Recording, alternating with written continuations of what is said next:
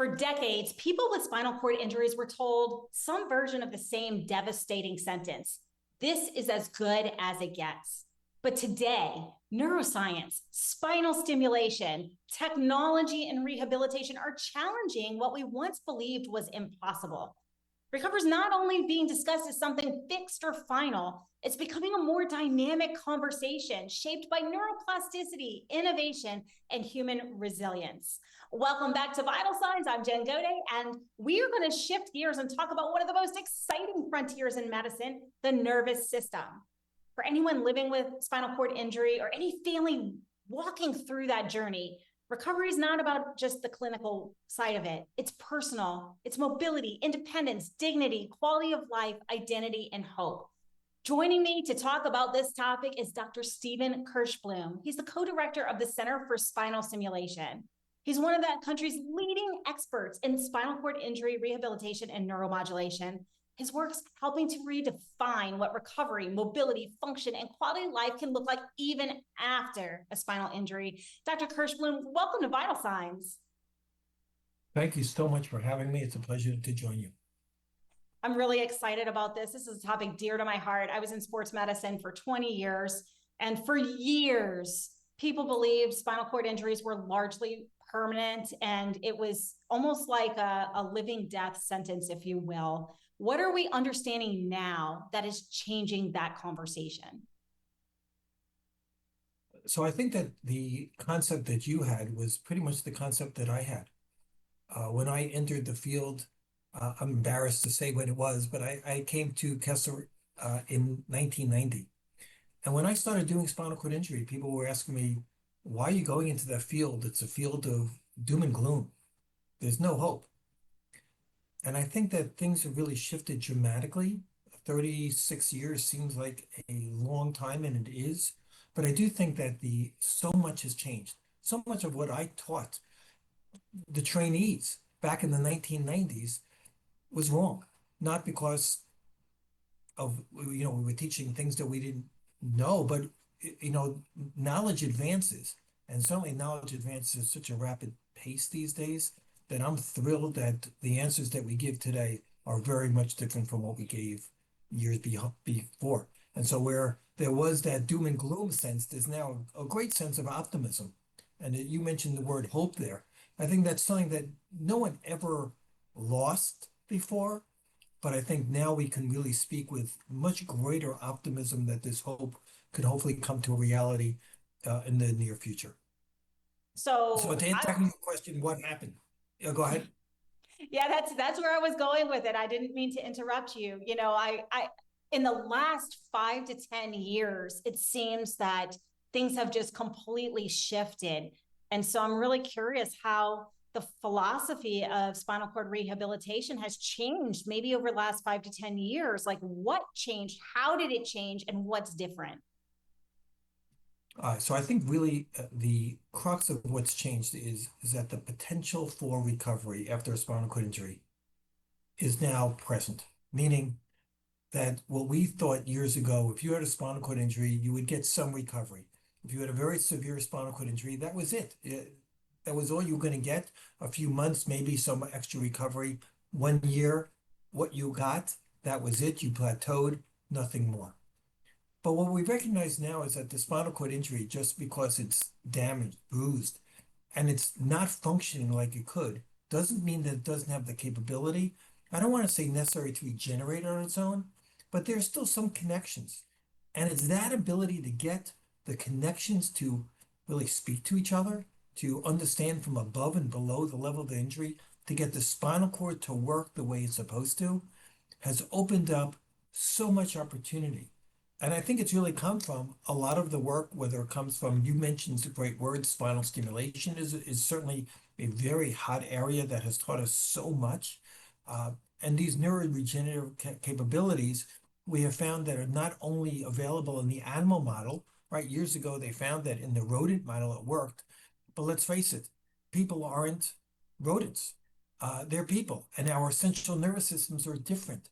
And what makes it so unique is we thought that it was so much more complex and therefore can't be healed or there can't be recovery, but now learning that there are things you can do that even not only acutely after injury or after a few months, but even chronically, years later, people can start to get some recovery with some of the different interventions that we have.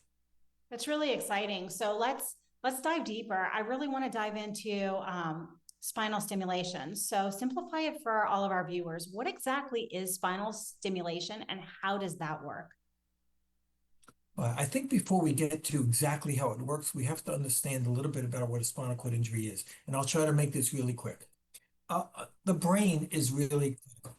The brain sends the information to the rest of the body as to what it wants to do. Some of it we know, we think about, and some of things happen automatically, like breathing.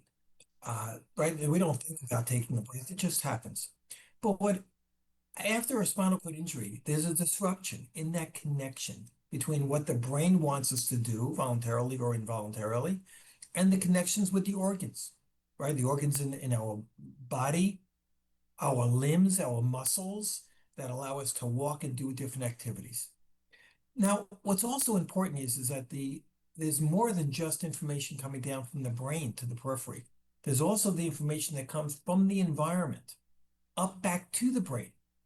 What we're standing on, how much we're standing, what kind of step we need to take, as just some examples.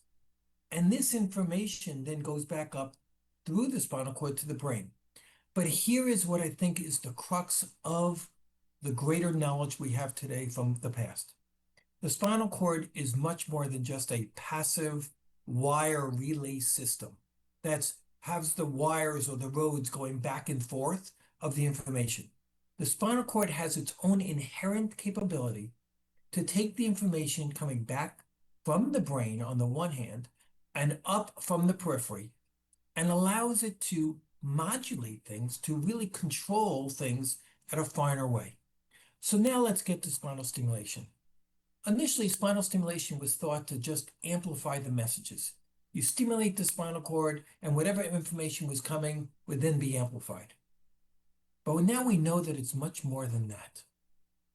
By stimulating the spinal cord at the right site, in the right frequency, and with giving the right rehabilitation techniques during and after, allows the spinal cord not just to relay the information, but to work its own inherent capabilities, what it's supposed to do. And this is what neuromodulation is all about. We modulate the spinal cord to take back, to reorganize, so that it can function the way it was meant to function, even though there's disruption in some of the connections. So this kind of sounds a little like science fiction. I remember the 90s when this was not even something that we thought was a possibility to come back from. I've watched the advancements. And so you mentioned stimulation. It's not a standalone miracle, but it's part of this broader rehabilitation process. What kinds of functions are researchers and clinicians trying to support through stimulation, and what other things are happening, what other techniques are happening to combine that can actually improve maybe movement or sensation in our patients that they previously didn't think was possible? So I think you asked a number of different aspects there, and I want to tackle a few of them, and I'll try to do it rapid fire. And then you can ask me more details about each if you're interested. So many people think about spinal cord injury and the inability to walk. And there is no doubt that many people, most people, right after spinal cord injury, the first thing to think about is walking. And certainly when it comes to spinal stimulation, the ability to help people stand, get up, and take steps is top of their mind, and certainly in terms of researchers as well. But there are many other functions that a person with spinal cord injury can't perform. Controlling the bowel, their bladder, spasticity, severe pain, sexuality. These are the quality of life issues that people are dealing with on a day-to-day basis. Many people tell me, yes, at the beginning, the first thing they want to do is walk. But after being spinal cord injured for 6 months or a year, they can get around in a wheelchair just as fast, if not faster, than most people can walk. And yes, there are architectural barriers, I'm not belittling it. But give me back my control of my urine. give me control of my bowel. Let me get back to my sexual activity and so much that is involved. And all of these areas, all of these what we call physiological areas are being looked at in terms of spinal stimulation. So yes, walking, movement, posture, but blood pressure control, bladder control, spasticity, pain are all being worked on as well. Well, these are Now, all, I just want to dive into this a little bit because we do have to break soon. But many of the things you mentioned are sort of the hidden things that a lot of friends, family don't really interact with or have exposure to. They just see the very obvious, which is the mobility side. But what you're talking about are things that contribute to emotional well-being, dignity, confidence, and humanity. And so I just sort of wanted to wrap that up really quickly before we have to take a break, because for you, everyone watching, like human dignity, quality of life improvements, they're so essential, because a lot of times when we see someone who has had a spinal cord injury, we sort of put them in this box that is defined by that injury, but it is so much more. And I think the work that Kessler is doing is truly restoring humanity to the rehabilitation process. We do have to take a brief break, but I want to leave you with the nervous system is far more adaptable than we once believed. And that means possibility, hope, and so much more. So when we come back, we're going to dive into robotics, wearables, and the future of human recovery, and what's coming in the next 5 to 10 years. Stick with us. More Vital Signs after the break.